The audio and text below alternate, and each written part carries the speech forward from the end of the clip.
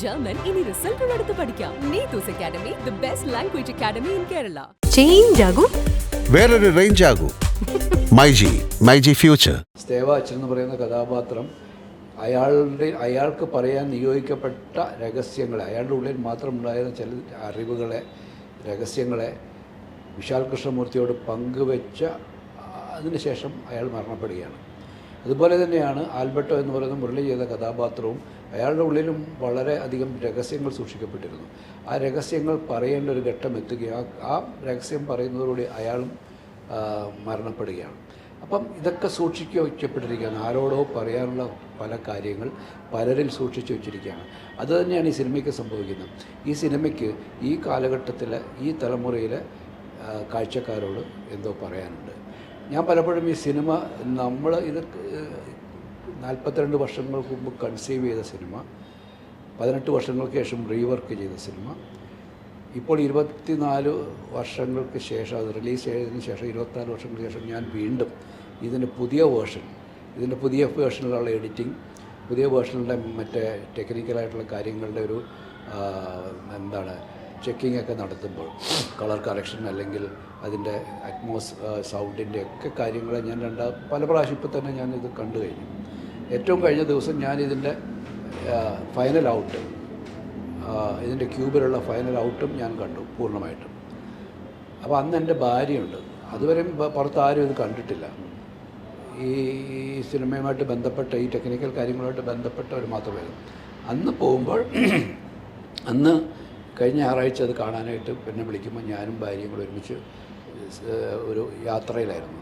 അപ്പോൾ ഇതിലേക്ക് കാണണമെന്ന് പറഞ്ഞപ്പോൾ ഞങ്ങൾ ഒരുമിച്ച് പോകേണ്ടി വന്നു അവിടേക്ക്. അവിടെ കണ്ടപ്പോൾ എൻ്റെ ഭാര്യ എൻ്റെ അടുത്ത് പറഞ്ഞു, ഇതാണല്ലോ ശരിക്കും ദേവദൂതൻ, അന്ന് കണ്ടതൊന്നും അല്ലല്ലോ ദേവദൂതൻ, ഇതാണ്. അവർ ഭയങ്കര കണ്ണൊക്കെ നിറഞ്ഞാണ് ഇറങ്ങി വന്നത്. ഇത് സന്തോഷം കൊണ്ടുള്ള കണ്ണീരാണെന്നാണ് ഞാൻ വിശ്വസിക്കുന്നത്.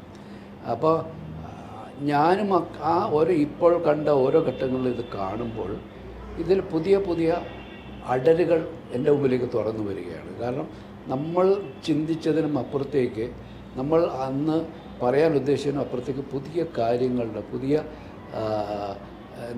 ഒരു എലമെൻറ്റ്സൊക്കെ നമ്മൾ തിരിച്ചറിയാൻ, ഇതിനകത്ത് അങ്ങനെ ഉണ്ടായത്. ചിലരൊക്കെ എന്നോട് സംസാരിക്കുമ്പോൾ പോലും നമ്മൾ കാണാത്ത കാര്യങ്ങൾ ആൾക്കാർ കാണുന്നുണ്ട് എന്നുള്ളതാണ്. ഇതിൻ്റെ ആദ്യഘട്ടത്തിൽ ഈ സിനിമ നമ്മൾ 42 വർഷങ്ങൾക്ക് മുമ്പ് ഇതിൻ്റെ ബേസിക് സ്റ്റോറി വരുമ്പോൾ സമയത്ത് ഒരു 7 വയസ്സുകാരൻ കുട്ടിക്കുണ്ടാകുന്ന ദുസ്വപ്നങ്ങളിലൂടെയാണ്, പേടിപ്പെടുത്തുന്ന സ്വപ്നങ്ങളിലൂടെയാണ് ആ കുട്ടിയെ ഈ ഒരു സ്പിരിറ്റ് സ്വാധീനിക്കുന്നതും ആ ഭയങ്ങളിലൂടെയാണ് ഈ കമ്മ്യൂണിക്കേഷൻ ചെയ്യാനായിട്ട് അയാൾ നിർബന്ധിതനാകുന്നത്. രണ്ടാമത്തെ ഘട്ടത്തിലേക്ക് എത്തുമ്പോൾ, ഇതൊരു ക്യാമ്പസ് സ്റ്റോറിയായിട്ട് രൂപപ്പെടുത്തുമ്പോൾ പ്രണയത്തിലൂടെയാണ് 2 അടുത്ത സുഹൃത്തുക്കളായ ഒരു ചെറുപ്പക്കാരനും ചെറുപ്പക്കാരിയിലേക്കും പ്രണയത്തെ ഇൻജക്റ്റ് ചെയ്തുകൊണ്ട് ഈ സ്പിരിറ്റ് അവരിൽ പ്രണയം സൃഷ്ടിച്ചിട്ട് ആ പ്രണയതാക്കളിലൂടെ ഈ ഒരു പ്രണയത്തിൻ്റെയും വിരഹത്തിൻ്റെയും ഒരു മെസ്സേജ് കമ്മ്യൂണിക്കേറ്റ് ചെയ്യാൻ ശ്രമിക്കുകയാണ്. മൂന്നാമത്തെ ഇപ്പോൾ നമ്മൾ കണ്ട മോഹൻലാൽ എന്ന് പറയുന്ന ആക്ടർ വന്നു കഴിഞ്ഞുള്ള വേർഷനിലേക്ക് വരുമ്പോൾ അവിടെ ഈ മീഡിയമായിട്ട് ഉപയോഗിക്കുന്നത് മ്യൂസിക്കിനെയാണ്. ഒരു വലിയ മ്യൂസിഷ്യനായ ഒരാളെ തന്നെ അതിലേക്ക് കൊണ്ടുവരിക, ആ മ്യൂസിഷ്യനിലൂടെ ഈ സംഗീതത്തിലൂടെ, അലീന എന്ന് പറയുന്ന ആ ഒരു പേര് പോലും സംഗീതത്തിനകത്ത് ഒളിപ്പിച്ച് വെച്ചുകൊണ്ട് പറയുന്ന പോലെയാണ്. അപ്പം 3 കാലഘട്ടങ്ങളിലും ഈ കഥ പറയാൻ 3 തലങ്ങളിലൂടെ സഞ്ചരിക്കാൻ എനിക്കും രഘുവിനും കഴിഞ്ഞു. ഇത് മൂന്നാമത് കണ്ട ആൾക്കാർക്ക് നമ്മൾ കാണാത്ത പുതിയ കാഴ്ചകൾ കണ്ടുകൊണ്ടിരിക്കുകയാണ്. അതാണ് പറയുന്നത്, ആർക്കോ എന്തോ പറയാനുണ്ട്, ഇനി എന്തൊക്കെയോ പറയാനുണ്ട്, ഇനിയും പറയാനുണ്ട്. ഈ കാഴ്ചക്കാർക്ക് ഇനിയും പുതിയ കാഴ്ചകളും പുതിയ കേൾവികളും ഈ സിനിമ സമ്മാനിക്കുമെന്നാണ് ഞാൻ വിശ്വസിക്കുന്നത്. തീർച്ചയായിട്ടും ഈ പറഞ്ഞ പോലെ എത്ര കാലഘട്ടം എന്ന് ആലോചിച്ചു നമ്മൾ അല്ലേ, എത്ര കാലം, 48 വർഷം മുമ്പ്, പിന്നീട് 28 വർഷം, അതിന് 24 വർഷം. ആ കാലഘട്ടം ഒന്ന് ആലോചിക്കുക. ഇവരുടെ ഒരു യാത്ര എന്തായിരുന്നു അന്നൊക്കെ നമ്മൾ ചിത്രത്തിൽ പോലും ചിലപ്പോൾ കാണില്ല. ഇല്ല, അതാണ് ഞാനന്ന് പറയാൻ ചെയ്തത്. അന്ന് ഷൂട്ട് ചെയ്യാതിരുന്ന ഭാഗ്യം, ഇല്ലെങ്കിൽ ഞാൻ ഉണ്ടാവില്ലായിരുന്നു. പിന്നെ സിനിമ എപ്പോഴും അങ്ങനെയാണ്. അതൊരു ആർട്ടിനകത്തൊരു സത്യം ഉണ്ടെങ്കിൽ അത് ഇവോൾവ് ചെയ്ത് വരുന്നതിനൊരു കാലമുണ്ട്. നമ്മൾ ഈ പറയുന്ന ഒരു ഗർഭപാത്രം എന്ന് പറയുന്നത് പോലെ തന്നെയാണ്. സാറിൻ്റെ മനസ്സിൽ അന്ന് 42 വർഷം ഇതിൻ്റെ മുമ്പ് ഒരു ബീജം ഉണ്ടാവുകയും അതിന് കൃത്യമായിട്ടൊരു ഫോമിലേക്ക് വരുന്നത് ഒരുപക്ഷെ ആദ്യത്തെ റിലീസിലായിരിക്കില്ല, ഈ റിലീസിലായിരിക്കും. അതാണ് സാർ ഇപ്പോൾ പറഞ്ഞത്. ക്യൂബിൽ അപ്ലോഡ് ചെയ്ത് QC ചെക്കിന് പോയപ്പോൾ കണ്ടപ്പോൾ ഉള്ള ആ ഒരു ഫീൽ എന്ന് പറയുന്നത് ഇതായിരിക്കും അതിൻ്റെ ഒരു കറക്റ്റ് ഫോർമേഷൻ. ഇപ്പോൾ നേരത്തെ പറഞ്ഞതുപോലെ ഒരു മ്യൂസിഷ്യനിലൂടെ ആയിരിക്കും ചിലപ്പോൾ നിഖിൽ മഹേശ്വരൻ അലീനോട് പറയാനുണ്ടായ കാര്യം പറയേണ്ടിയിരുന്നത്, അല്ലാതെ കുട്ടിയിലൂടെയോ അല്ലെങ്കിൽ കവിതാക്കളിലൂടെയോ ആയിരിക്കില്ല. അതായിരിക്കും ചിലപ്പോൾ. അതുകൊണ്ടാണ് ഇത് വീണ്ടും ചർച്ച ചെയ്യപ്പെടുമ്പോഴും ഇതിൻ്റെ മ്യൂസിക്കിനൊരു ഡയമെൻഷനെ കുറിച്ച് എപ്പോഴും പറയുന്നത്. ഞാൻ എന്നിലെ പ്രേക്ഷകൻ ഏറ്റവും കൂടുതൽ എവൈറ്റ് ചെയ്യുന്നത് അതാണ്. എനിക്ക് അതിൻ്റെ വിഷ്വലും അതിൻ്റെ കൂടെ ഈ മ്യൂസിക്കും നമുക്ക് തിയേറ്ററിൽ കിട്ടുക എന്ന് പറയുന്നത്. സാറ് തന്നെ പറഞ്ഞിട്ടുണ്ടായിരുന്നു, ഇപ്പോൾ വിശാൽ കൃഷ്ണമൂർത്തി എന്ന് പറയുന്ന ക്യാരക്ടറായിട്ട് ലാലേട്ടൻ വന്നപ്പോഴാണ് എന്തരോ മഹാനുഭാവലോ എന്നുള്ള സോങ് അതിനകത്ത് അത്രയും ഓർക്കസ്ട്ര അതിൻ്റെ ഏറ്റവും പീക്കിലാണ്. അതിനപ്പുറത്തേക്ക് ആ സോങ്ങിനെ എനിക്ക് തോന്നുന്നില്ല അത് വീണ്ടും ത്യാഗരാജ സ്വാമികളുടെ കൃതിയാണ്. അപ്പോൾ അത് വീണ്ടും ഇങ്ങനെ വിദ്യാജി കൊണ്ടുവരുമ്പോൾ അതിൻ്റെ എല്ലാ ആസ്പെക്റ്റിലും കൊണ്ടുവരാൻ സാധിച്ചത് ഈ ദേവദൂതൻ ഈ ഫോർമാറ്റിലേക്ക് വന്നതുകൊണ്ടാണ്. നമുക്ക് അങ്ങനെ ഒരു മ്യൂസിക് പീസ് നമുക്ക് കിട്ടില്ല. അപ്പൊ ആ രീതിയിൽ അത് ഭയങ്കര എക്സൈറ്റിംഗ് ആണ്. അല്ല, ഈ തുടക്കത്തിൽ പറഞ്ഞ അന്ന് ആലോചിച്ച് നടന്നിരുന്നെങ്കിൽ പോലും പറ്റില്ലായിരുന്നു അല്ലേ?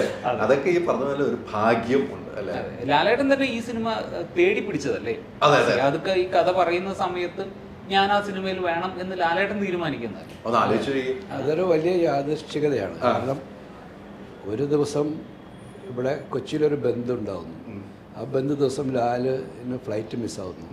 അയാൾ ഇവിടെ താജ് ഹോട്ടലിൽ ഈ പഴയ എയർപോർട്ടാണ് അവിടെ ആ ഒരു ദിവസം അടുത്ത ദിവസത്തെ ഫ്ലൈറ്റിന് വേണ്ടിയിട്ട് വെയിറ്റ് ചെയ്ത് താമസിക്കുന്നു. അപ്പോൾ ഒറ്റയ്ക്കായി ബന്ധം, അതുകൊണ്ട് ആർക്കും അങ്ങോട്ടും ഇങ്ങോട്ടും സഞ്ചരിക്കാൻ പറ്റില്ല. അപ്പോൾ ലാൽ പെട്ടെന്ന് വിളിക്കുന്നത് സിയാദിനെയാണ്.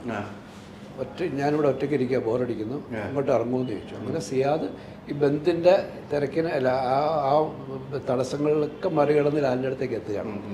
അപ്പോൾ അതൊക്കെ ഒരു നിമിത്തമാണ് ഇത് ലാലിലേക്ക് എത്തുക. എനിക്ക് ലാൽ ഇങ്ങോട്ട് ഈ സിനിമ കഥ കേട്ട് കഴിഞ്ഞിട്ട് ഞാൻ ചെയ്യാമെന്ന് ഇന്ന് വരെയും ലാൽ അങ്ങനെ ഒരു കഥ കേട്ടിട്ട് ഞാനിത് ചെയ്യാമെന്ന് പറഞ്ഞതായിട്ട് ഉണ്ടാവുക എൻ്റെ ശ്രദ്ധയിൽപ്പെട്ടിട്ടില്ല.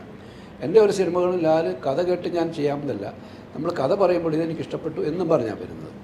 അപ്പോൾ ഇതിൻ്റെ കാര്യത്തിൽ ലാൽ അങ്ങനെ ആ സിയാദുമായിട്ടൊരു കൂടിക്കാഴ്ചയ്ക്ക് വേദി ഒരുങ്ങുകയും ഈ കഥ കേൾക്കുകയും ഞാനിത് ചെയ്യാമെന്ന് ഇങ്ങോട്ട് പറയുകയും ചെയ്യുമ്പോഴും ഞാനത് അക്സെപ്റ്റ് ചെയ്തിരുന്നില്ല. ഞാൻ രഘുവും അക്സെപ്റ്റ് ചെയ്തില്ല.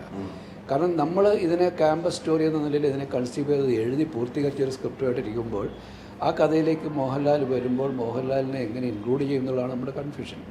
കാരണം ഒരു ക്യാമ്പസ് സ്റ്റോറിയിലെ ഒരു ടീനേജ് കുട്ടികളുടെ കഥ പറയുന്നിടത്തേക്ക് മോഹൻലാലിനെ നമ്മൾ എവിടെ പ്ലേസ് ചെയ്യാനാണ്? അപ്പോൾ ഞാൻ സിയാദിൻ്റെ അടുത്ത് ഞാനും രഘുവും പറഞ്ഞ് നമുക്ക് പുതിയ കഥ ആലോചിക്കാം. ലാൽ അങ്ങനെ നമ്മുടെ ഒരു പ്രോജക്റ്റ് ചെയ്യാനാണെങ്കിൽ നമുക്കൊരു പുതിയ കഥ ആലോചിക്കാം. എന്നിട്ട് ഞാൻ മറ്റ് 2-3 എഴുത്തുകാരെ സിയാദുമായിട്ട് ഇരുത്തി കഥകൾ കേട്ടു.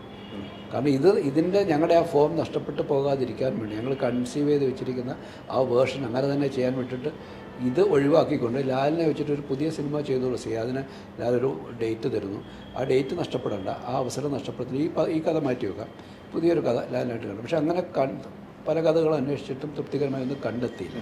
വീണ്ടും സിയാദൊന്നും ഇങ്ങനെ അയാൾ റെഡിയായി നിൽക്കുന്നു, നിങ്ങൾക്ക് എന്താണ് ഇതിനകത്ത് അപ്പോൾ ലാലും സിയാദിനടുത്ത് അവരോട് പറഞ്ഞാൽ മതിയല്ലോ, എനിക്ക് പറ്റുന്നിട്ട് നിങ്ങളൊന്നും അങ്ങനെ മാറ്റിയെടുക്കപ്പെടേണ്ടി വരുമ്പോഴും നമ്മൾ പൂർണ്ണ തൃപ്തിയോടെയല്ല ചെയ്തത്. അതുകൊണ്ട് തന്നെ ചില കൊമേഴ്ഷ്യൽ എലമെൻറ്റ്സ് അതിനകത്ത് കയറ്റേണ്ടി വന്നു. പക്ഷേ ഇന്ന് അതൊന്നുമില്ലാത്ത നമ്മളുടെ മനസ്സിനെയും തൃപ്തിപ്പെടുത്തുന്ന രീതിയിലുള്ളൊരു പുതിയ വേർഷൻ എനിക്കിപ്പോൾ കൊണ്ടുവരാൻ കഴിഞ്ഞു. അപ്പോൾ ഇതൊരു വലിയൊരു എന്താണ് മിസ്റ്ററി ഇതിനെ ചൂട് നിൽപ്പുണ്ട്. ഒരു സിയാദിനെ ഒരു പ്രൊഡ്യൂസറെ സംബന്ധിച്ച് ഉണ്ടാകുന്ന ഏറ്റവും വലിയ നഷ്ടങ്ങൾ, ദുരന്തങ്ങൾ ഈ സിനിമ സമ്മാനിച്ചിട്ടുണ്ട്. ഒരു സംവിധായകൻ എന്നുള്ള എൻ്റെ ജീവിതത്തിൽ ഏറ്റവും വലിയ തകർച്ചയിലേക്ക് എന്നെ കൊണ്ടുപോയൊരു കാര്യമാണ്. അതൊക്കെ വീണ്ടും എവിടെയോ എന്തൊക്കെയോ കരുതി വെച്ചിരിക്കുന്നു എന്ന് ചിന്തിക്കുന്ന രീതിയിൽ ഈ ആർക്കോ ആരോടോ എന്തോ പറയാനുണ്ട്. ഇപ്പോൾ ഈ കാലഘട്ടത്തിൽ ഈ തലമുറയോട് ഈ സമയമാണ് ഈ സിനിമ പ്രേക്ഷകരിലേക്ക് എത്തേണ്ടതെന്നുള്ളൊരു ബോധ്യമാണ്, അല്ലെങ്കിൽ ഒരു വിശ്വാസമാണ് എനിക്കുള്ളത്.